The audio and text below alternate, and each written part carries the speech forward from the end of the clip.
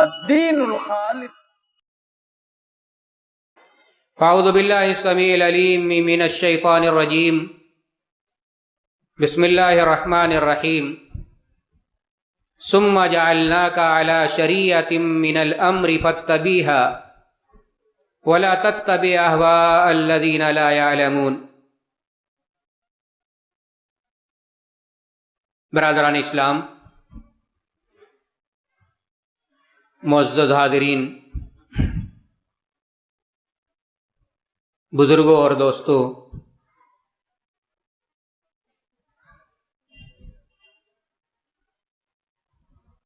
اللہ رب العالمین نے ہمیں جو دین دیا ہے، جسے ہم دین اسلام کہتے ہیں،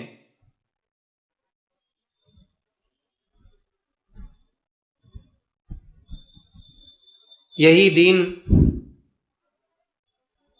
اللہ کا اکلوتا دین ہے، محبوب اور چہتا دین ہے.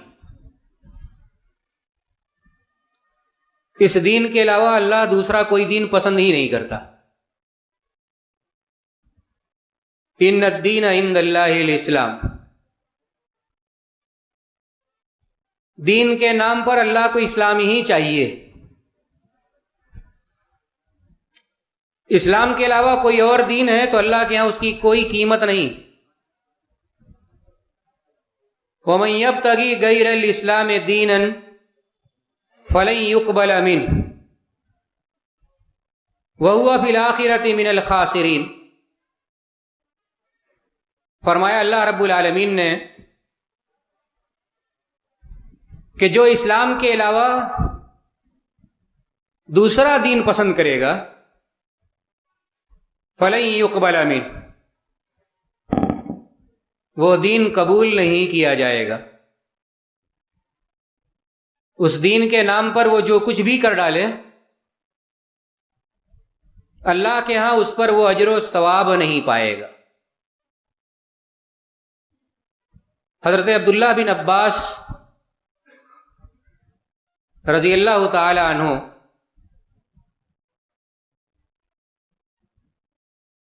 جب عیسائی پادریوں کو دیکھتے تھے،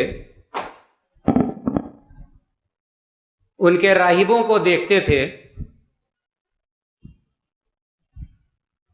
جنہوں نے اپنی زندگی کو گرجا گھروں اور کلیساؤں تک محدود کر رکھا تھا، وہی ان کی دنیا تھی. جنہوں نے بیوی بچوں کو چھوڑ دیا تھا، خاندان، معاشرے اور سماج کو چھوڑ دیا تھا،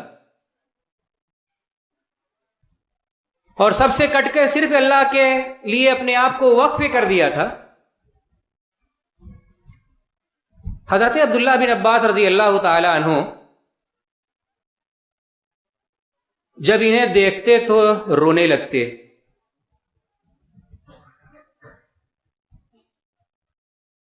صحابہ کرام نے پوچھا یہ کیا ماجرا ہے؟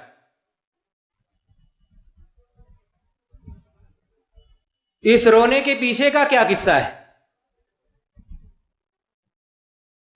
آپ نے ان سے کچھ نہیں کہا، انہوں نے آپ سے کچھ نہیں کہا، اپنی کوئی کہانی انہوں نے سنائی نہیں، پھر بھی آپ رو رہے ہیں، معاملہ کیا ہے؟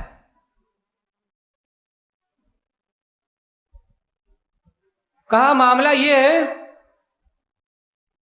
کہ دین کے نام پر انہوں نے اتنی بڑی قربانی دی، بیوی بچوں کو چھوڑ دیا، خاندان، سماج، معاشرے کو چھوڑ دیا، دنیا کی چہل پہل رنگینیوں کو چھوڑ دیا، اپنے آپ کو اس عبادت خانے کے اندر قید کر لیا. دن رات اپنے گمان کے مطابق یہ اللہ کے لیے وقفے ہو گئے، دن رات اللہ کی عبادت کرنے لگے، مگر پھر بھی انہیں حاصل کچھ نہیں ہونے والا ہے، اجر و ثواب کچھ نہیں ملنے والا ہے. محنت ان کی ساری کے ساری برباد ہونے والی ہے. ایک مزدور مہینہ، سال در سال محنت کرتا چلا جائے اور مزدوری ہی نہ پائے، اس سے بڑا بد نصیب مزدور کون ہوگا؟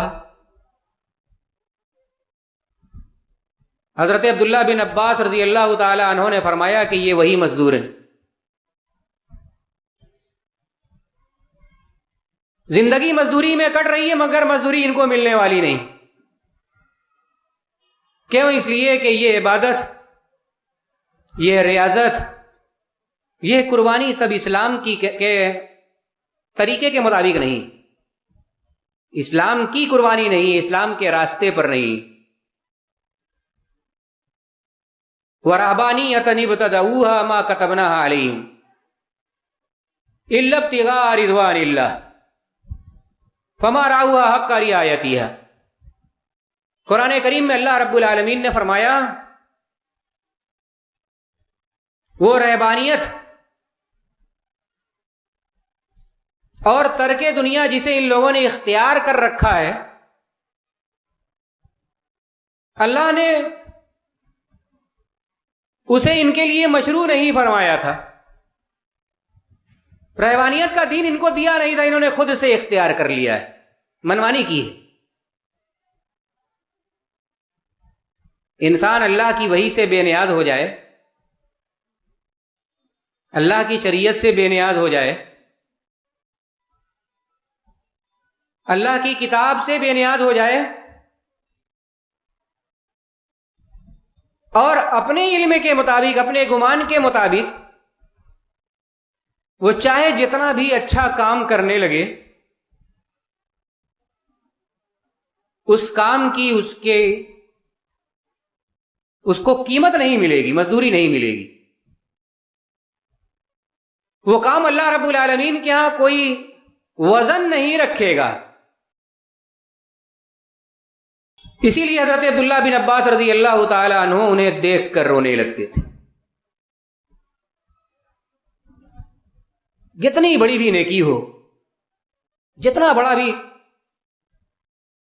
اچھا کام لگ رہا ہو، اگر اللہ نے اس کا حکم نہیں دیا ہے، رسول نے اس کی تعلیم نہیں دی ہے، ہم نے اپنے طور پر اسے اچھا سمجھ لیا ہے، تو وہ کام حقیقت میں اچھا نہیں۔ اچھا وہی ہے جس کا اللہ نے حکم دیا ہے یا رسول اللہ صلی اللہ علیہ وسلم نے جس کی تعلیم دی۔ تو اللہ رب العالمین نے فرمایا کہ اللہ کے ہاں صرف دین اسلام ہی چلے گا، اور دین اسلام پر چلنے والے کو ہی مزدوری ملے گی، انہی کو اجر و ثواب سے نوازا جائے گا۔ اور دین اسلام سے ہٹ کر انسان کوئی بھی عمل کر لے، کتنا ہی دیکھنے میں خوبصورت اور اچھا کیوں نہ معلوم ہوتا ہو، وہ عمل اللہ رب العالمین کے ہاں ناقابل قبول ہوگا، مردود ہوگا۔ نبی کریم صلی اللہ علیہ وسلم نے فرمایا من عمل عملا لیس علیہ امرنا فہو رد۔ جس نے کوئی ایسا کام کیا جس کام کی میرے دین میں تعلیم ہی نہیں ہے، لیس علیہ امرنا فہو رد، وہ کام مردود ہوگا، ٹھکرا دیا جائے گا، اللہ رب العالمین کے ہاں قبول نہیں کیا جائے گا۔ من احدث فی امرنا ھذا ما لیس منہ فہو رد۔ اور ایک حدیث میں فرمایا کہ جس نے کوئی ایسا نیا کام پیدا کیا، ایجاد کیا جو ہمارے دین میں نہیں ہے، جس کی تعلیم ہمارے دین میں نہیں دی گئی ہے، وہ کام مردود ہوگا، ٹھکرا دیا جائے گا، اس پر عمل کرنے والا بھی اللہ کی رحمت، اللہ کے دربار میں مردود قرار دیا جائے گا۔ اللہ سے اجر و ثواب پانے کے لیے، اللہ کی قربت اور محبت کو حاصل کرنے کے لیے ہمیں اسلام پر عمل کرنا ہوگا، اسلام کے مطابق چلنا ہوگا، اور یہ اسلام قرآن اور حدیث کا نام ہے۔ اسلام نام ہے قرآن اور حدیث کا۔ قرآن میں جو تعلیمات دی گئی ہیں، جو احکامات بیان کیے گئے ہیں، وہی اسلام ہے. ان پر اگر ہم چل رہے ہیں تو اسلام پر چل رہے ہیں. حدیثوں میں جو تعلیمات ہیں، جو احکامات ہیں، جو ہدایات ہیں، ان احکامات اور ہدایات کو ہم اختیار کر لیں، ان پر چلنے لگیں تو ہم اسلام پر چل رہے ہیں. لیکن قرآن اور حدیث کے احکامات اور ان کی ہدایات کو ہم نظر انداز کر دیں، ان سے آنکھیں بند کر لیں اور اپنے طور پر کچھ کرنے لگیں، اگرچہ وہ کام ہمیں اچھا لگ رہا ہو، تو وہ کام دین اسلام کا کام نہیں ہوگا، شریعت اسلامیہ کا کام نہیں ہوگا، بلکہ غیر مسنون عمل ہوگا، سنت کی خلاف ورزی ہوگی. ایسے کام کو بدعت کہا جاتا ہے. اور یہ شرک کے بعد دوسرے درجے کا سب سے بڑا گناہ ہے، دوسرے نمبر کا. اس گناہ کے رہتے ہوئے انسان کا کوئی عمل قابل قبول نہیں ہوتا ہے. اتنا خطرناک گناہ ہے کہ نبی کریم صلی اللہ علیہ وسلم اپنے ہر ایک خطبے میں اس گناہ سے ضرور ڈراتے تھے اور کہتے تھے کہ فَإِنَّ كُلَّ إِيَّاكُمْ وَمُحْدَثَاتِ الْأُمُورِ فَإِنَّ كُلَّ مُحْدَثَةٍ بِدْعَةٌ. نئے نئے کاموں سے، نئی نئی چیزوں سے بچو، اس لیے کہ ہر نیا کام بدعت ہے. وَكُلُّ بِدْعَةٍ ضَلَالَةٌ، ہر بدعت ضلالت ہے، گمراہی ہے. وَكُلُّ ضَلَالَةٍ فِي النَّارِ، اور ہر گمراہی انسان کو جہنم میں لے جانے والی. کام نیا ہوگا تو گمراہی ہوگا، کام نیا ہوگا تو بدعت ہوگا، کام نیا ہوگا تو انسان کو جہنم میں لے جائے گا. بظاہر وہ کام جتنا بھی اچھا اور بھلا کیوں نہ معلوم ہوتا. نبی کریم صلی اللہ علیہ وسلم کو آپ کے صحابہ کے بارے میں معلوم ہوا. صحابہ میں سے کچھ لوگوں کے بارے میں بڑی مشہور حدیث ہے، آپ لوگ جانتے بھی ہوں گے، کہ ان میں سے ایک نے یہ عہد و پیمان کر لیا ہے کہ رات میں کبھی نہیں سوئے گا، پوری رات نماز ہی پڑھتا رہے گا، پوری رات نماز پڑھتا رہے گا. ہم سوچتے ہیں کہ شعبان کی 15ویں رات میں ہم نے نماز پڑھ لیا تو بڑا تیر مار دیا. اتنے بڑے بڑے بھی تیر انداز پیدا ہوئے. اپنے آپ کو اس بات کا پابند بنا لیا، یہ عہد و پیمان کر لیا، یہ ٹھان لیا کہ ہم ہمیشہ رات میں نماز ہی پڑھیں گے، کبھی نہیں سوئیں گے. نبی کریم صلی اللہ علیہ وسلم کے صحابی، آپ پر جان لٹانے والے ہیں. نبی کریم صلی اللہ علیہ وسلم کو ان کے بارے میں یہ بات معلوم ہوئی، آپ نے ان کو طلب کیا، بلایا. کیا معاملہ ہے؟ تم نے رات بھر نماز پڑھنے کی ٹھان لی ہے، نہیں سو گے کبھی؟ کہا ہاں. نبی کریم صلی اللہ علیہ وسلم نے فرمایا کہ میں تو سوتا بھی ہوں اور نماز بھی پڑھتا ہوں. رات میں سوتا بھی ہوں اور نماز بھی پڑھتا ہوں، اور اس کے باوجود میں سب سے زیادہ تقوی اور پرہیزگار آدمی ہوں، اللہ سے سب سے زیادہ ڈرنے والا ہوں. رات بھر نماز پڑھ کے کیا تقوی اور پرہیزگاری میں تم مجھ سے بھی آگے بڑھ جاؤ گے؟ مجھ سے آگے نہیں بڑھ سکتے. فمن رغب عن سنتی فلیس منی. فرمایا نبی کریم صلی اللہ علیہ وسلم نے کہ چونکہ تمہارا یہ کام، تمہارا یہ ارادہ عزم ہے کہ رات بھر نماز پڑھو گے، کبھی نہیں سو گے، میری سنت کے خلاف ہے. میری سنت کے خلاف ہے، میری سنت سے اعراض اور انحراف ہے. تمہارا شمار میری امتیوں میں نہیں ہوگا. ایسا نہیں ہے کہ نماز کے نام پر ہم جو چاہے کر گزرے. اور نماز کے نام پر جس کو چاہے بیوقوف بنا لیں. نماز جب تک قرآن سے نہیں ثابت ہوگی، صحیح حدیثوں سے ثابت نہیں ہوگی، وہ نماز بھی بدعت ہوگی. 15ویں رات کے سلسلے میں بڑی نمازیں لوگوں نے مشہور کر رکھی، 12 رکعت، 14 رکعت، 100 رکعت، الفیہ، ہداری نماز، کیا کیا نمازیں. مگر ان نمازوں میں سے کسی بھی نماز کے لیے کوئی دلیل نہیں پائی جاتی، کوئی ایک بھی صحیح حدیث نہیں پائی جاتی. جتنی حدیثیں ہیں سب موضوع ہیں، لوگوں کی گڑھی ہوئی اور بنائی ہوئی ہے.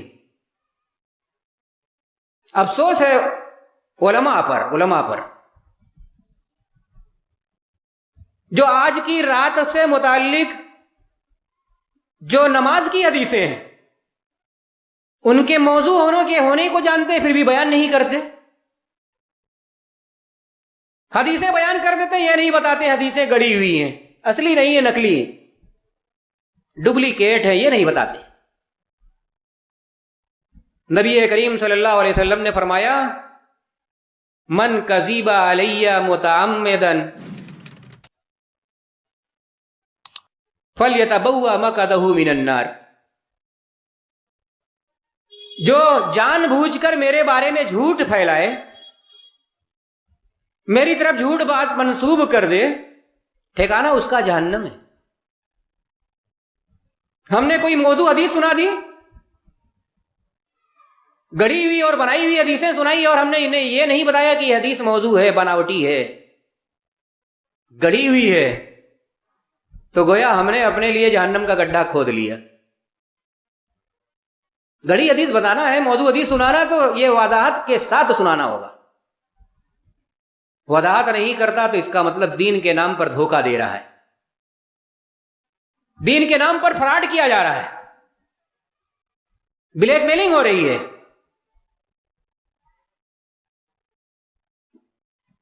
نبی کریم صلی اللہ علیہ وسلم نے اپنے جانثار صحابی کو بلایا جس نے یہ عہد و پیمان کر رکھا ہے کہ رات بھر ہم نماز پڑھیں گے، نہیں سوئیں گے. نبی کریم صلی اللہ علیہ وسلم اس سے فرما رہے ہیں کہ تمہارا یہ عزم ہے، تمہارا یہ ارادہ، تمہارا یہ عہد و پیمان سنت سے انحراف ہے، ہمارے طریقے کے خلاف ہے، سنت کی خلاف ورزی ہے. اسی طرح کی عبادت کرتے کرتے پوری رات نماز پڑھتے پڑھتے مر جاؤ گے تو میرے امتی میں شمار بھی نہیں کیے جاؤ گے. کتنی بڑی بات بیان فرما دی، کتنا خطرناک معاملہ ہے نبی کریم صلی اللہ علیہ وسلم کی سنتوں سے انحراف کا. انسان کی کامیابی اور کامرانی سنتوں سے جڑی ہوئی ہے، دنیا کی کامیابی اور کامرانی بھی اور آخرت کی بھی. وَجُعِلَ الذِّلَّةُ وَالصَّغَارُ عَلَى مَنْ خَالَفَ أَمْرِي. فرمایا نبی کریم صلی اللہ علیہ وسلم نے کہ ذلت اور رسوائی لکھ دی گئی ہے ان لوگوں کے لیے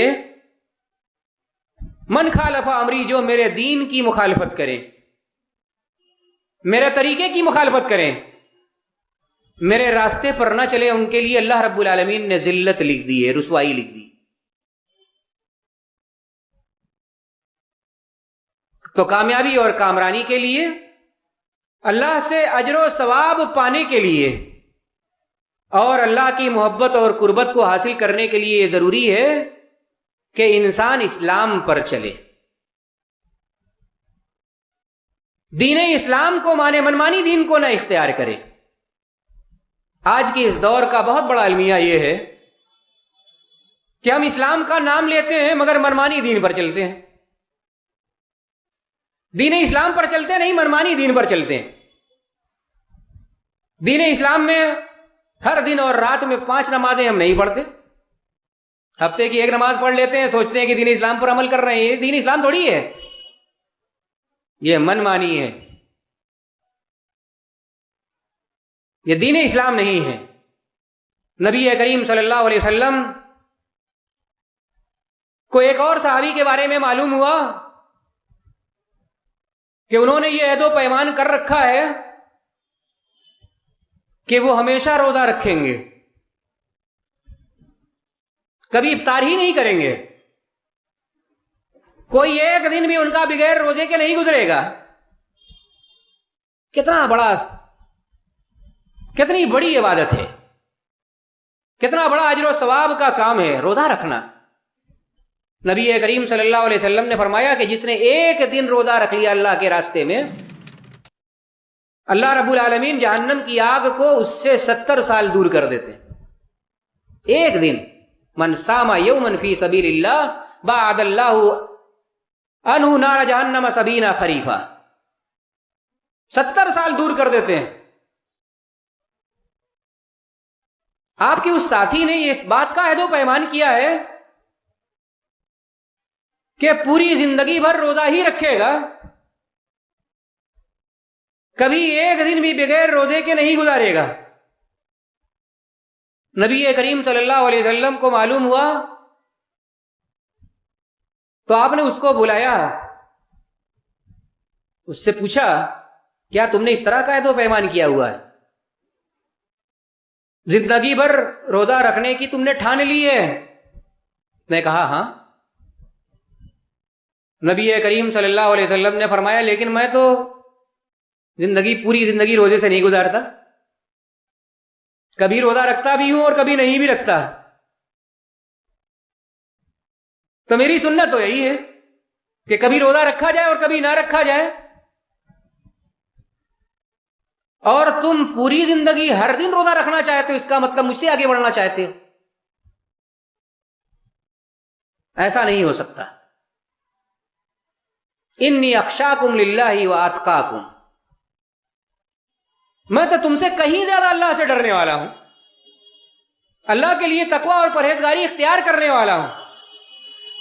اللہ نے مجھے تمہارے لیے نمونہ بنا کر بھیجا ہے اور تم میرے نمونے پر چلنا ہی نہیں چاہتے. کہاں سے تقوی آئے گا؟ کس پرہیزگاری کے زوم میں ہو؟ پوری زندگی ہر دن روزہ رکھتے رہو گے، میری سنت کے مخالف مانے جاؤ گے، میری سنت سے اعراض کرنے والوں میں تمہارا شمار ہوگا. نماز ہو یا روزہ ہو، انسان کو منمانی کرنے کی چھوٹ نہیں ہے.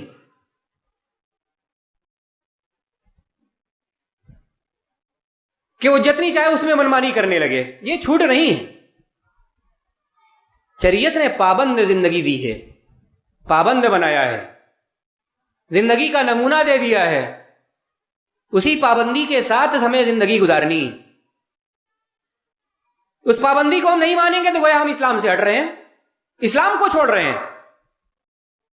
اسلام نے ہمیں اذان دی ہے، اسلام کی اذان اللہ اکبر سے شروع ہوتی ہے.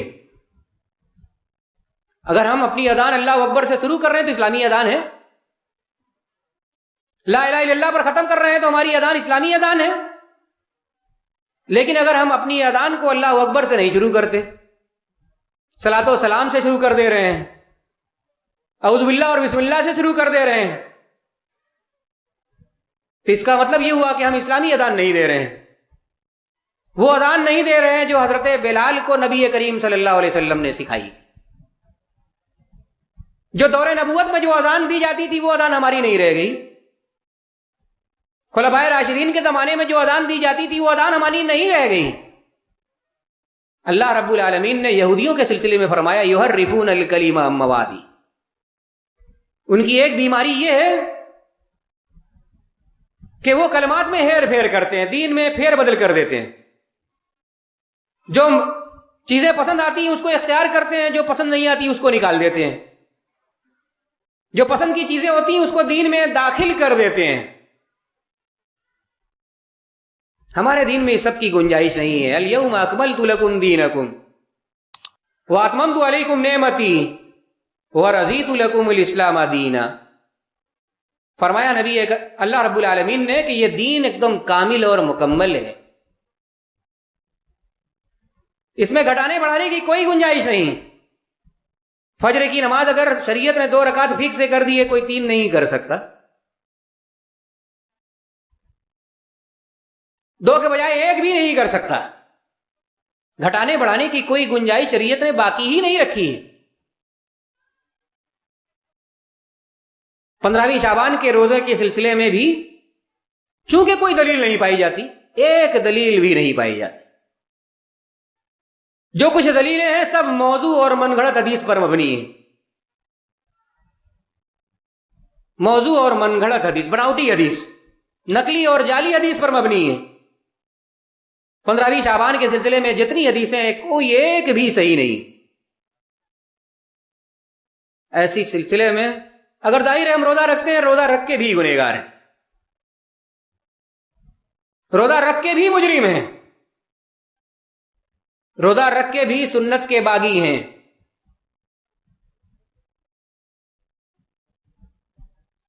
रोजा रखने के बावजूद सहाबे किराम के तर्ज अमल के हम मुखालिफ हैं। सहाबे किराम में तो इस रोजे का तस्वुर ही नहीं था, इस रात की नमाज का तस्वुर नहीं था, वो तो जानते ही नहीं थे। उनके पूरे जमाने में कभी ये नमाज पढ़ी ही नहीं गई, ना ये रोजा रखा गया। अगर हम ये रखते हैं तो रखने के बावजूद मुजरिम होंगे। कुरान करीम में अल्लाह रब्बुल आलमीन ने फरमाया, वजूह यौमइज़िन खाशिया आमिलतुन नासिबह तस्ला नारन हामिया। फरमाया अल्लाह रब्बुल आलमीन ने कि उस दिन बहुत से चेहरे लटके हुए, मुरझाए हुए, बुझे हुए होंगे। आमिलतुन नासिबा,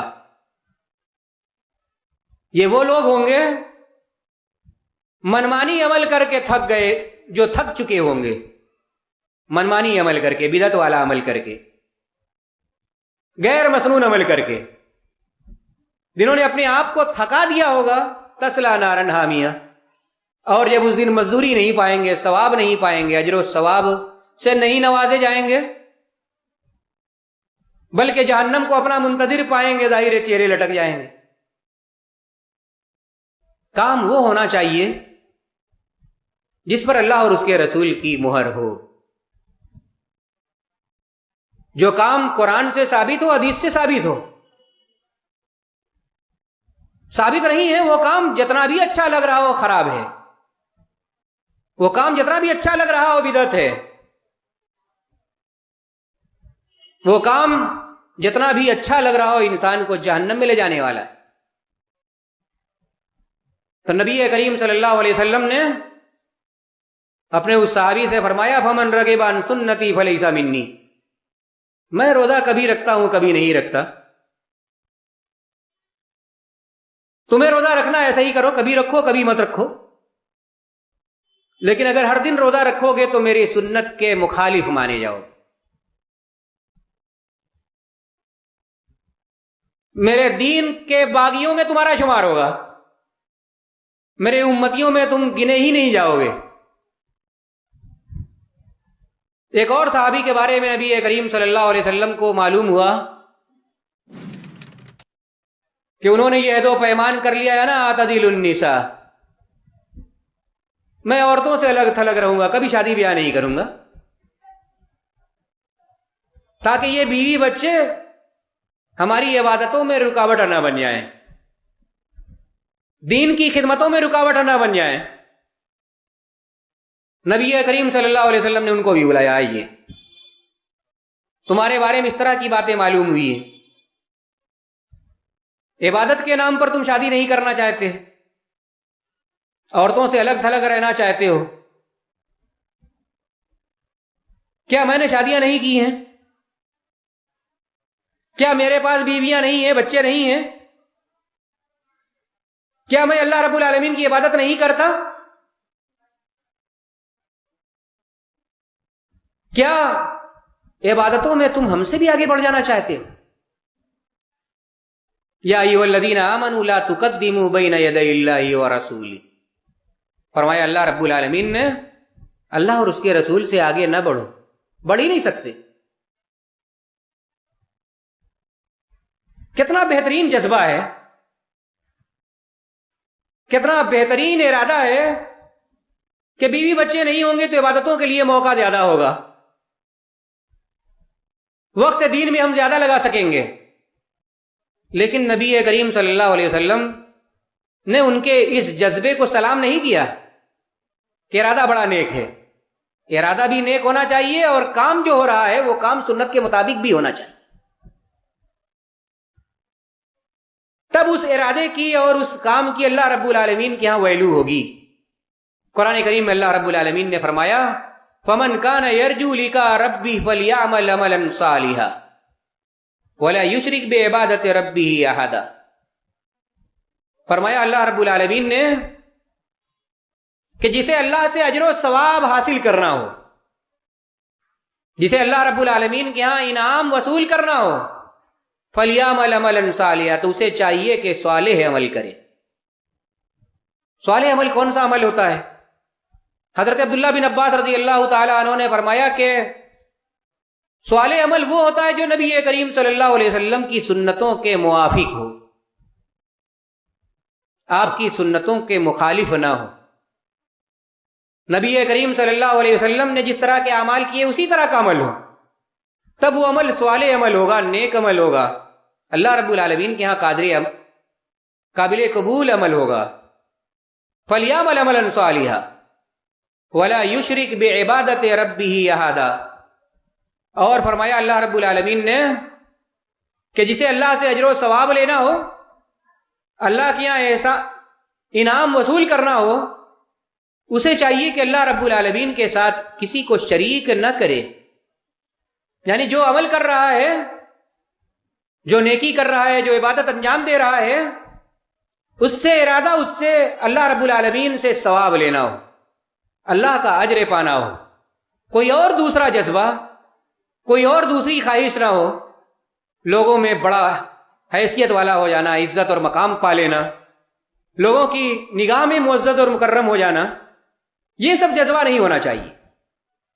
جذبہ صرف اللہ رب العالمین کی رضا اور خوشنودی ہونی چاہیے، تب اس عمل پر اللہ رب العالمین کے ہاں ثواب ملے گا، وہ عمل قابل قبول ہوگا۔ یعنی دو شرطوں کے ساتھ ہی عمل قابل قبول ہوگا۔ ایک شرط تو یہ ہے کہ وہ عمل خالصتاً اللہ کو راضی اور خوش کرنے کے لیے کیا گیا ہو، اور دوسری شرط یہ ہے کہ وہ عمل نبی کریم صلی اللہ علیہ وسلم کی سنت کے مطابق۔ حضرت ابو واقد لیثی رضی اللہ تعالی عنہ بیان کرتے ہیں کہ ہم لوگ ابھی نئے نئے مسلمان ہوئے تھے، کننا حدثاء عہد بکفر، جلدی ہی کفر کو چھوڑ کر ہم لوگ اسلام میں آئے تھے کہ رسول اکرم صلی اللہ علیہ وسلم کے ساتھ جہاد کے لیے ہم کو ایک سفر میں نکلنا پڑا۔ راستے میں ہمارا گزر ایک درخت، ایک پیڑ کے پاس سے ہوا جہاں کفار اور مشرکین سفر کے دوران پڑاؤ ڈالا کرتے تھے، جہاں آ کر اعتکاف کیا کرتے تھے اور اپنے ہتھیاروں کو لٹکاتے تھے۔ جس پیڑ کے بارے میں ان کا یہ گمان تھا کہ اس سے برکت بہت حاصل ہوتی ہے، اس پیڑ پر ہتھیاروں کو لٹکا دینے سے دشمنوں پر غلبہ اور فتح مل جاتی ہے۔ تو اسی طرح کے اعتقادات ہم لوگ بھی پرانے زمانے میں رکھتے تھے۔ اس پیڑ کے پاس سے جب ہم لوگ گزرے، آگے بڑھ گئے، تو ہم نے نبی کریم صلی اللہ علیہ وسلم سے کہا کہ اجعل لنا ذات انوات کما لہم ذات انوات۔ اس پیڑ کو ذات و انوات کہا جاتا تھا۔ کہتے ہیں کہ ہم نے نبی کریم صلی اللہ علیہ وسلم سے عرض کیا، یا رسول اللہ، ہمارے لیے بھی ایک ذات انوات بنا دے، ایک درخت متعین کر دیں جس درخت سے ہم لوگ برکت کا اعتقاد رکھیں، جہاں ہم اپنے ہتھیاروں کو آ کر لٹکائیں، اور لٹکانے کے بعد ہمیں اپنے دشمنوں پر فتح کی امید رکھیں۔ نبی کریم صلی اللہ علیہ وسلم نے فرمایا کہ انکم قلتم کما قالت بنو اسرائیل لموسیٰ اجعل لنا الہا کما لہم آلہہ قال انکم قوم تجہلون۔ کہا نبی کریم صلی اللہ علیہ وسلم نے کہ تم لوگوں نے تو بالکل ویسی ہی بات کی جیسے کہ بنو اسرائیل نے حضرت موسیٰ علیہ السلام سے بات کی تھی۔ کیا بات کی تھی؟ اجعل لنا الہا کما لہم آلہہ۔ بنی اسرائیل نے موسیٰ سے کہا کہ یہ جو کفار اور مشرکین ہیں، ان کے جگہ جگہ معبود بنے ہوئے ہیں، ان کے معبود دکھلائی دیتے ہیں، نظر آتے ہیں، اس لیے آپ بھی ہمارا کوئی ایسا معبود مقرر کر دیں جو ہمیں دکھلائی دے، نظر آئے۔ تو نبی حضرت موسیٰ علیہ السلام نے فرمایا کہ انکم قوم تجہلون، مسلمان ہو گئے، ایمان لے آئے، مگر جہالت نہیں نکلی، تمہارے دل و دماغ میں ابھی پرانے زمانے کی جہالت سمائی ہوئی ہے۔ نبی کریم صلی اللہ علیہ وسلم نے اپنے صحابہ سے عرض کیا، جنہوں نے کہا کہ کوئی ایک ایسا درخت مقرر کر دیں جس درخت میں ہم لوگ برکت کا اعتقاد رکھیں، جہاں ہم آ کر اعتکاف کیا کریں، اپنے ہتھیاروں کو لٹکا دیا کریں۔ تو نبی کریم صلی اللہ علیہ وسلم نے فرمایا کہ یہ بات تو ایسے ہی ہے جیسے بنی اسرائیل نے کہا کہ ہمارے لیے کوئی معبود بنا دیں، یعنی کسی چیز میں برکت کا اعتقاد رکھ لینا اپنے طور پر، برکت دینا نہ دینا یہ اللہ کا کام ہے، جس چیز کو برکت والا اللہ کہہ دے وہی برکت والی چیز ہے۔ دنیا کسی چیز کو برکت والی اپنی طور سے منتخب نہیں کر سکتی، اپنے طور پر ہم اور آپ کسی چیز کو برکت والا مان لیں، یہ تالاب بڑا برکتی ہے، اس میں نہا لینے سے ساری بیماری ختم ہو جاتی ہے، یہ کنواں بڑا برکتی ہے، اس کا پانی پی لینے سے سب بیماریاں رفع دفع ہو جاتی ہیں، یہ دروازہ بڑا برکتی ہے، اس کے نیچے سے گزر جانے سے انسان جنتی ہو جاتا ہے۔ اگر اللہ نے بتایا ہے کہ واقعی اس دروازے کی یہ خوبی ہے، بلا شبہ ٹھیک ہے، نہیں بتایا ہے، اللہ نے نہیں بتایا، رسول نے نہیں بتایا، تو یہ سب جھوٹ ہے، فراڈ ہے، دین اور دھرم کے نام پر دھوکہ ہے، بدعت اور خرافات ہے، بے سر پیر کی باتیں، اس کی کوئی حقیقت اور سچائی ہی نہیں، اور یہ ویسے ہی کوشش ہے جیسی کہ کوشش کر کے یہودیوں نے اپنے دین کو بگاڑ دیا، یہ بھی اس دین کو بھی بگاڑنے کی کوشش ہو رہی۔ نبی کریم صلی اللہ علیہ وسلم سے ان کے صحابہ نے عرض کیا کوئی درخت مقرر کر دیں، برکت والا درخت جس کے بارے میں ہم برکت کا اعتقاد رکھیں، تو آپ نے کہا کہ ہم سے بت مانگ رہے ہو، یعنی اس طرح کا کوئی درخت مان لینا کہ یہ بڑا برکتی درخت ہے، گویا یہ بت ہم نے مان لیا، اس کو بت کا درجہ دے دیا۔ یہ اپنے طور پر کسی چیز کو برکت والا مان لینا قرآن اور سنت کی دلیل کے بغیر، یہ اس کو بت بنا لینا ہے، کفر اور شرک اور بدعت کا ارتکاب کرنا ہے۔ حضرت عبداللہ بن مسعود رضی اللہ تعالی عنہ کو معلوم ہوا کہ کوفہ کی مسجد میں کچھ لوگ جمع ہیں اور چھوٹی چھوٹی ٹولیوں میں بٹے ہوئے ہیں، ان میں سے کوئی کہتا ہے کہ 100 بار اللہ اکبر کہو تو سب اللہ اکبر کہتے ہیں، ہر ٹولی میں کوئی کہتا ہے 100 بار لا الہ الا اللہ کہو تو سب لا الہ الا اللہ کہہ رہے ہیں،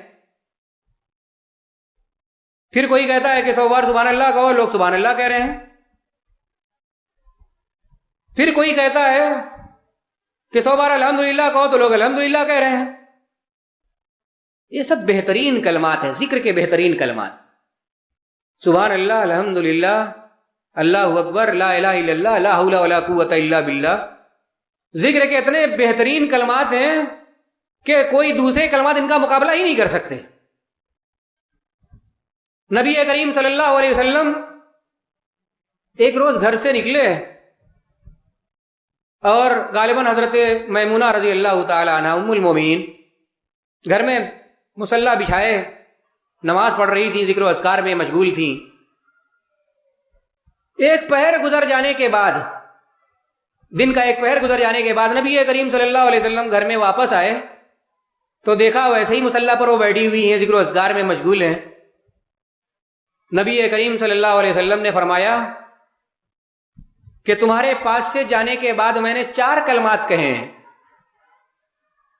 ان کلمات کو اگر تمہارے صبح سے اب تک کہے گئے کلمات کے مقابلے میں رکھ دیا جائے تو بھاری ہو جائیں گے۔ کیا کلمات کہیں؟ سبحان اللہ و بحمدہ عدد خلقہ رضا نفسہ و زینت عرشہ و مداد کلماتہ۔ اور اسی طرح نبی کریم صلی اللہ علیہ وسلم نے فرمایا کہ کلمتان حبیبتان الرحمن ثقیلتان علی المیزان خفیفتان علی اللسان سبحان اللہ وبحمدہ سبحان اللہ العظیم. دو کلمے ہیں جو اللہ کو بڑے محبوب اور پیارے ہیں. حبیبتان علی الرحمن، خفیفتان علی اللسان، زبان کے لیے بڑے ہلکے ہیں، یعنی ان کی ادائیگی بہت ٹیڑھا اور دشوار کام نہیں ہے، بہت معمولی کام ہے. چلتے پھرتے اٹھتے بیٹھتے دوسرا کام کرتے ہوئے بھی آدمی ان کلمات کو ادا کر سکتا ہے، اتنے ہلکے ہیں. ثقیلتان فی المیزان، لیکن میزان میں بڑا وزن رکھتے ہیں. قیامت کے دن جب انسان کے اعمال تولے جائیں گے تو ان کا بڑا وزن ہوگا. کیا کلمات ہیں؟ سبحان اللہ وبحمدہ سبحان اللہ العظیم. فرمایا یہی دو کلمے ہیں، سبحان اللہ وبحمدہ سبحان اللہ العظیم. تو نبی کریم صلی اللہ علیہ وسلم نے فرمایا کہ تم نے صبح سے ابھی تک جتنے ذکر کیے ہیں، جتنے کلمات کہے ہیں، ان کے مقابلے میں میرے کہے گئے 4 کلمات زیادہ وزنی. اتنے پیارے یہ کلمات ہیں. حضرت عبداللہ بن مسعود رضی اللہ تعالی عنہ نے دیکھا کہ لوگ مختلف ٹولیوں میں بیٹھے ہوئے ہیں، سبحان اللہ، الحمدللہ، اللہ اکبر، لا الہ الا اللہ، لا حول ولا قوت الا باللہ کا ورد ہو رہا ہے، مگر جماعت کے ساتھ ہو رہا ہے، امامت کے ساتھ ہو رہا ہے. چنے کے دانے لے کر لوگ بیٹھے ہوئے، ان سے 100 کی گنتیاں بھی ہو رہی ہیں. حضرت عبداللہ بن مسعود رضی اللہ تعالی عنہ ناراض ہو گئے. ان کے اس عمل پر آپ غصہ کے اظہار کیا آپ نے. سبحان اللہ الحمدللہ پڑھنے پر بھی غصہ ہے.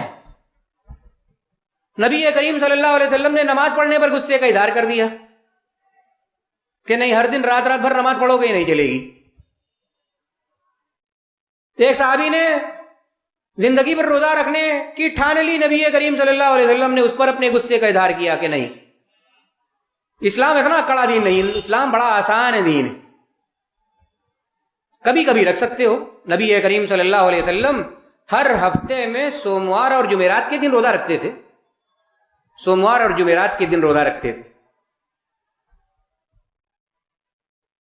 اور اسی طرح ایام 20 کو روزہ رکھتے تھے، یعنی ہر مہینے کی 13، 14 اور 15 تاریخ کو روزہ رکھتے تھے. شعبان کی 15 تاریخ کو کسی کو روزہ رکھنا ہی ہے تو ایام 20 کا روزہ رکھ لے، 13، 14، 15 تینوں دن کا روزہ رکھ لے. یہ روزہ مسنون روزہ ہو جائے گا، سنت روزہ ہو جائے گا، جائز روزہ ہو جائے گا. لیکن صرف 15 کا روزہ رکھے گا تو ظاہر دلیل دینی پڑے گی، دلیل ہے ہی نہیں. کوئی ایک صحیح حدیث بھی اس روزے کے لیے پائی نہیں جاتی. اس لیے اگر اس دن روزہ رکھے گا تو ناجائز روزہ ہوگا، خرافاتی روزہ ہوگا، بدعتی روزہ ہوگا. نبی کریم صلی اللہ علیہ وسلم نے فرمایا کہ لا تخصوا لیلۃ الجمعہ بقیام ولا تخصوا یومها بصیام. جمعہ کی رات کو نماز پڑھنے کے لیے خاص نہ کرو. خاص کرنا یہ ہمارا کام نہیں ہے، ہم اپنے طور پر خاص نہیں کر سکتے. جس چیز کو شریعت نے عام رکھا ہے اس کو عام کرنا ہے، جس کو خاص رکھا ہے اس کو خاص کرنا ہے. عام خاص کرنا بھی ہمارے اختیار میں نہیں. تو نبی کریم صلی اللہ علیہ وسلم نے فرمایا کہ اگر آپ کو تہجد کی نماز پڑھنی ہے، اس کے لیے جمعہ کی رات کو آپ خاص نہیں کر سکتے کہ جمعہ بڑا افضل دن ہے، سب سے اچھا دن ہے، اس لیے اسی کی رات کو ہم نماز پڑھ لیتے ہیں. جمعہ کے دن ہی آپ روزہ رکھنا چاہے نہیں رکھ سکتے. جمعہ کے دن کو روزے کے لیے خاص نہیں کر سکتے، اس لیے کہ نبی کریم صلی اللہ علیہ وسلم نے اس کو خاص نہیں کیا. سوموار اور جمعرات کے دن آپ نے روزہ رکھا ہے، رکھنا چاہیں تو رکھ سکتے ہیں. 15ویں شعبان کو روزہ نہیں رکھا، نہیں رکھ سکتے آپ. 13، 14، 15 تاریخ یعنی ایام 20 کا مسنون روزہ ہے، نبی کریم صلی اللہ علیہ وسلم رکھا کرتے تھے، رکھنے کی تعلیم دیتے تھے، حکم دیتے تھے. رکھا جا سکتا ہے، یہ جائز روزہ ہوگا. نبی کریم صلی اللہ علیہ وسلم نے قبروں کی زیارت کی اجازت دی، قبروں کی زیارت کی جا سکتی ہے، لیکن اس کے لیے وقت فکس نہیں کیا جا سکتا، ٹائم کا باؤنڈیشن نہیں کیا جا سکتا کہ فلاں دن ہی ہوگی اور فلاں دن نہیں ہوگی. سال کے 360 دنوں میں انسان جب چاہے قبروں کی زیارت کر سکتا ہے، 24 گھنٹے میں جب چاہے کر سکتا ہے. وہ زیارت 15ویں شعبان کی 15ویں رات کے ساتھ خاص نہیں ہے. ہم اگر خاص کرتے ہیں تو گویا شریعت میں اضافہ کر رہے ہیں، شریعت میں منمانی کر رہے ہیں، اور منمانی کی شریعت میں گنجائش نہیں ہے. قرآن کریم میں اللہ رب العالمین نے فرمایا کہ ثم جعلناک علی شریعۃ من الامر فاتبعھا، ہم نے آپ کو شریعت دے کر بھیجا ہے، اسی شریعت کی اتباع کیجئے۔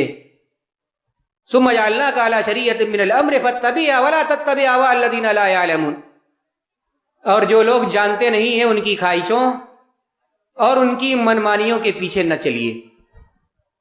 یہ سب منمانی ہے، عام چیزوں کو خاص کر لینا یہ منمانی ہے۔ قبروں کی زیارت کرنا جب چاہیں تب کیجئے، دن میں رات میں کسی گھڑی میں کر سکتے ہیں، کیجئے، کوئی حرج نہیں، لیکن اس زیارت کے لیے سال کے کچھ دنوں کو مخصوص کر لیا جائے، کچھ راتوں کو مخصوص کر لیا جائے، کچھ گھڑیوں کو مخصوص کر لیا جائے، کچھ لوازمات متعین کر لیے جائیں کہ قبروں کے زیارت کے لیے یہ چیزیں ہونی چاہیے، پھول ہونا چاہیے، مالا ہونا چاہیے، چادر ہونی چاہیے، گاگر ہونا چاہیے۔ نبی کریم صلی اللہ علیہ وسلم خالی ہاتھ قبروں کی زیارت کریں، ہم لے دے کے کریں، یہ بھی تجاوز ہوگا۔ نبی کریم صلی اللہ علیہ وسلم سے آگے بڑھنا ہوگا۔ آپ صلی اللہ علیہ وسلم نے خالی ہاتھ زیارت کی ہے، آپ خالی ہاتھ زیارت کیجیے۔ زیارت کی نبی کریم صلی اللہ علیہ وسلم دعا سکھلائی، اس کی توفیق نہیں ہوتی، اس کی توفیق نہیں ہوتی کہ ہم قبروں کی زیارت کی دعا بھی سیکھ لیں۔ زیارت کا شوق ہے تو دعا پڑھ کے جائیں، اس کی توفیق نہیں ہوتی۔ لیکن ہمیں ان کاموں میں خوب دلچسپی ہوتی جن کاموں کے کرنے میں مزہ آتا ہے، جن کو دیکھنے میں اچھا لگتا ہے۔ دین تماشے کا نام نہیں ہے، اچھا لگنے کا کام نہیں، بڑا سادگی پسند دین ہے۔ اسی لیے اس دین نے اپنے تہواروں کو دن کے ساتھ خاص رکھا ہے۔ عید الفطر ہو یا عید الاضحیٰ ہو، یہ دونوں تہوار دن میں ہی منائے جاتے ہیں، اس کے سارے مراسم دن میں ادا ہو جاتے ہیں، اور یہ اسلام کا ہی اختصاص ہے۔ رات کے تہواروں کو اسلام نے نہیں پسند کیا ہے، یہ غیر مسلمین کا شعار ہے، وہ اپنا تہوار رات میں مناتے ہیں۔ کرسمس ہو رات میں منایا جاتا ہے، دیوالی ہو رات میں منائی جاتی ہے، درگا پوجا ہو رات میں ہوتی ہے، اس لیے کہ رات میں شیطان آزاد ہوتا ہے، شیطانی کرنے میں لوگوں کو آزادی زیادہ مل جاتی ہے، بدماشی، عیاشی، بے راہ روی کے لیے چھوٹ رہتی ہے، مواقع زیادہ ہوتے ہیں۔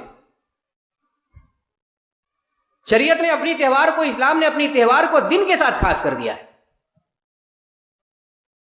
رات کا اس کا اسلامی تہوار سے کوئی شروکار ہی نہیں ہے، اور اسلام نے دو ہی تہوار دے رکھا ہے۔ ان تہواروں میں اگر ہم بڑھاتے ہیں، اضافہ کرتے ہیں، تو ظاہر ہے کہ وہ اضافہ بھی بدعت ہوگا، وہ بدعتی تہوار ہوگی، اسلامی تہوار نہیں، وہ غیروں کی نکالی والی تہوار ہوگی۔ رات کی تہوار غیروں کی نکالی والی تہوار ہے، غیروں سے اخذ کی گئی تہوار ہے۔ اور نبی کریم صلی اللہ علیہ وسلم نے فرمایا کہ من تشبہ بقوم فہو منہم، جو کسی قوم کی نکالی کرے گا وہ انہی میں سے ہوگا۔ جب نبی کریم صلی اللہ علیہ وسلم سے کہا گیا کہ ہمارے لیے بھی ذات انواد بنا دیجئے، کوئی برکتی درخت مقرر کر دیجئے، تو آپ نے فرمایا کہ لَتَتَّبِعُنَّ سُنَنَ مَنْ كَانَ قَبْلَكُمْ، یا لَتَرْكَبُنَّ سُنَنَ مَنْ كَانَ قَبْلَكُمْ۔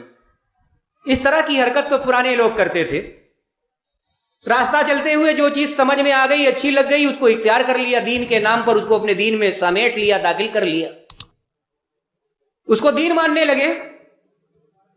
اور تم مسلمان ہو کے بھی ویسی ہی حرکت کر رہے ہو، ایک پیڑ دکھلائی دیا تو تم نے پیڑ کا مطالبہ کر دیا، گڈے پٹاخے اچھے لگے، تم اسلام کے نام پر گڈے پٹاخے جلانے لگے، چراغ اور موم بتیاں اور دیلیاں اچھی لگی تو تم سب کر حرکتوں میں پڑ گئے۔ دوسروں کو دیکھا دیکھی دین نہیں چلتا ہے، دین قرآن اور حدیث کا نام ہے۔ دیلی جلانا ہے، موم بتی جلانا ہے، چراغ اگربتی کرنا ہے، گھروں کو سجانا ہے، دلیل لے کر آئیے، قرآن کی دلیل لے کر آئیے، حدیث کی دلیل لے کر آئیے۔ دلیلیں نہیں ہیں تو دوسروں کی دیکھا دیکھی کرنے کا نام دین نہیں ہوتا، بے دینی ہوتی ہے، جہالت ہوتی ہے، کفر ہوتا ہے، شرک ہوتا ہے، بدعت ہوتا ہے۔ کل محدثۃ بدعہ وکل بدعۃ ضلالہ، ہر نئی چیز، ہر نیا کام بدعت ہے۔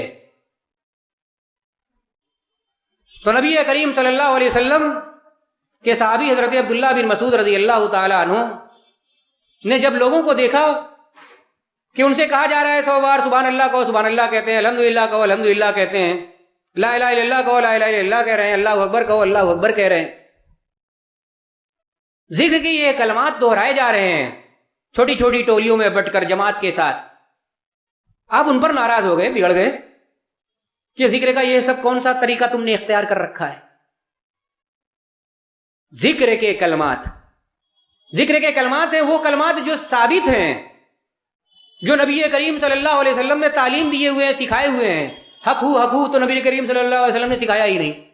ہو کی آواز نکالنا تو نبی کریم صلی اللہ علیہ وسلم نے سکھایا ہی نہیں. یہ تو ذکر ہی نہیں ہے، تو خرافات ہے، پورے طور سے یہ خرافات ہی ہے. گردنیں ٹیڑھی مڑی کرنا، خود ہلنا، حال میں آ جانا، یہ سب بے دینی ہے.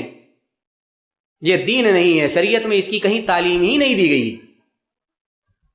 حضرت عبداللہ بن مسعود رضی اللہ تعالی عنہ نے ان کو سبحان اللہ، الحمدللہ، اللہ اکبر جماعت کے ساتھ کرتے ہوئے دیکھا، آواز میں آواز تال اور سر ملا کے نکالتے ہوئے دیکھا، تو آپ نے ان پر ناراضگی کا اظہار کیا. درود و سلام بھی پڑھا جاتا ہے تال سر ملا کے، کبھی نبی کریم صلی اللہ علیہ وسلم کے صحابہ کرام نے نہیں پڑھا. تو سر تال ملا کے درود اور سلام نہیں پڑھا. درود سلام پڑھنے کی تعلیم دی ہے، پڑھتے ہیں، ہم بھی پڑھتے. ہماری کوئی نماز جب تک درود و سلام نہیں پڑھتے نہیں ختم ہوتی، لیکن مخالفت وہ تال اور سر ملانے کی. یہاں ذکر میں تال اور سر ملایا جا رہا تھا، اجتماعی آواز میں اللہ اکبر اور لا الہ الا اللہ اور سبحان اللہ کی آواز نکالی جا رہی تھی. حضرت عبداللہ بن مسعود رضی اللہ تعالی عنہ نے اپنی ناراضگی کا اظہار کیا اور فرمایا وَيْحَكُمْ يَا أُمَّةَ مُحَمَّدٍ مَا أَسْرَعَ حَلْقَتَكُمْ هَذِهِ صحابة رسول الله متوافرون لديكم وهذه ثيابه لم تبلو وآنيته لم تكسر والذي نفسي بيده إنكم لعلى ملة هي أهدى من ملة محمد أو إنكم مفتتحون باب زلالة. فرمایا کہ امت محمد صلی اللہ علیہ وسلم کی امتیو، تم کتنا جلدی برباد ہو گئے، کتنا جلدی تم بگڑ گئے. ابھی نبی کریم صلی اللہ علیہ وسلم کے صحابہ زندہ ہیں، وہ ابھی نہیں مرے، اور تمہارے اندر ابھی بگاڑ آ گیا. نبی کریم صلی اللہ علیہ وسلم کے چھوڑے ہوئے کپڑے ابھی پرانے نہیں ہوئے، وہ جس کے تس رکھے ہوئے ہیں. آپ کے چھوڑے ہوئے ابھی برتن صحیح سلامت ہے، وہ نہیں ٹوٹے، اور تمہارا دین ٹوٹ گیا، تمہاری شریعت بگڑ گئی، تمہارا طریقہ عمل خراب ہو گیا. ذکر میں بھی تم نے ملاوٹیں کر دی، دین میں آمیزش شروع کر دی. انکم لعلی ملت یا اہدی من ملت محمد، یا تمہارا طریقہ زیادہ اچھا ہے یا نبی کریم صلی اللہ علیہ وسلم کا طریقہ زیادہ اچھا ہے. انہوں نے اجتماعی طور پر کبھی ذکر نہیں کیا، انہوں نے سر تال ملا کر اللہ اکبر لا الہ الا اللہ کی آواز نہیں نکالی. ان کلمات کو گننے کے لیے چنے کے دانے انہوں نے استعمال نہیں کیے، تم لوگ استعمال کرنے لگے. تم لوگ نبی کریم صلی اللہ علیہ وسلم سے بھی زیادہ ہدایت یاب ہو، یا گمراہی کا دروازہ کھول رہے ہو، یا گمراہی کا دروازہ کھول رہے ہو. کہنے لگے کہ ما اردنا الا بخیر. یا ابا عبد الرحمن، عبداللہ بن مسعود اس کو مخاطب کر کے کہا کہ ابو عبد الرحمن، ہم نے صرف خیر کا ارادہ کیا ہے، ہم ان کلمات کے ذریعہ نیکیاں اور ثواب حاصل کرنا چاہتے ہیں. انہوں نے فرمایا کہ ہر نیکی اور ثواب کو چاہنے والا نیکی اور ثواب تک پہنچ نہیں پاتا. نیکی اور ثواب تک پہنچنے کے لیے ضروری ہے کہ وہ نیکی شریعت کے مطابق ہو، سنت کے مطابق ہو، اور اس کے ذریعہ اللہ رب العالمین کے اجر و ثواب کے حاصل کرنے کا ارادہ. قرآن کریم میں اللہ رب العالمین نے فرمایا کہ قل ان کنتم تحبون اللہ فاتبعونی یحببکم اللہ ویغفر لکم ذنوبکم واللہ غفور الرحیم. اے نبی صلی اللہ علیہ وسلم، آپ لوگوں سے کہہ دیجئے ان کنتم تحبون اللہ، اگر تم لوگ اللہ رب العالمین سے محبت کرتے ہو، فاتبعونی، تو میری اتباع کرو، میرے نقش قدم پر چلو. یحببکم اللہ، تو اللہ رب العالمین تم سے محبت کرے گا. وَأَنَّ هَذَا صِرَاطِي مُسْتَقِيمًا فَاتَّبِعُوهُ وَلَا تَتَّبِعُوا السُّبُلَ فَتَفَرَّقَ بِكُمْ عَنْ سَبِيلِهِ. فرمایا اللہ رب العالمین نے کہ نبی صلی اللہ علیہ وسلم آپ کہیے کہ یہ میرا راستہ ہے، وَأَنَّ هَذَا صِرَاطِي مُسْتَقِيمًا فَاتَّبِعُوهُ، یہ میرا سیدھا راستہ ہے، اسی پر چلو، وَلَا تَتَّبِعُوا السُّبُلَ، اور دائیں بائیں کے راستے پر نہ چلو، اللہ اور اس کے رسول کے بتائے ہوئے راستے پر چلو، دائیں بائیں کے راستے پر نہ چلو، فَتَفَرَّقَ بِكُمْ عَنْ سَبِيلِهِ، دائیں بائیں چلنا شروع کرو گے فرقوں میں بڑھ جاؤ گے، راستے الگ الگ ہو جائیں گے۔ نبی کریم صلی اللہ علیہ وسلم نے فرمایا کہ یہود 71 فرقوں میں بٹ گئے، افترقت الیہود علی 71 فرقہ، اور نصارہ 72 فرقوں میں بٹ گئے، اور میری امت 73 فرقوں میں بٹ جائے گی، سب کے سب جہنم میں جائے گی، الا واحدہ، سوائے ایک فرقے کے۔ وہ کون سا فرقہ ہوگا؟ ما انا علیہ واصحابی، وہ فرقہ جو وہی کام کرے جو میں کر رہا ہوں، میرے صحابہ کر رہے ہیں۔ اور شب برات کے نام پر جو کچھ بھی ہو رہا ہے، چاہے قبروں کی زیارت ہو، چاہے نماز ہو، چاہے روزہ ہو، چاہے نذر و نیاز ہو، چاہے قرآن خوانی ہو، جو کچھ بھی ہو رہا ہے یہ نہ نبی نے کیا ہے نہ صحابہ نے کیا ہے، ان میں سے ایک کام بھی نہیں کیا۔ اور حد تو یہ ہے کہ جو فضیلتیں نبی کریم صلی اللہ علیہ وسلم نے اور اللہ رب العالمین نے شب قدر کو دی ہے، وہ ساری فضیلت غلط طور پر، ناحق طور پر اس رات کے لیے بیان کی جاتی ہے۔ اللہ رب العالمین نے اس رات میں قرآن نہیں نازل کیا، قرآن کو شب قدر میں نازل کیا۔ شب قدر رمضان کے مہینے میں آتی ہے، شعبان کے مہینے میں شب قدر نہیں آتی۔ اس نام پر بھی لوگوں کو، امت کو دھوکہ دیا جاتا ہے کہ یہ رات نزول قرآن کی رات ہے۔ غلط ہے، فراڈ ہے، دھوکہ ہے، امت کو بیوقوف بنانا ہے۔ تو اللہ رب العالمین نے فرمایا کہ وَأَنَّ هَذَا صِرَاطِي مُسْتَقِيمًا فَاتَّبِعُوهُ، نبی کریم صلی اللہ علیہ وسلم کا جو سیدھا راستہ ہے اسی کی اتباع کرو، وَلَا تَتَّبِعُوا السُّبُلَ، اور اس سے دائیں بائیں نہ مڑو، فَتَفَرَّقَ بِكُمْ عَنْ سَبِيلِهِ، وگرنہ فرقوں میں بڑھ جاؤ گے، گمراہ ہو جاؤ گے، تباہی اور بربادی تمہارا مقدر بن جائے گی۔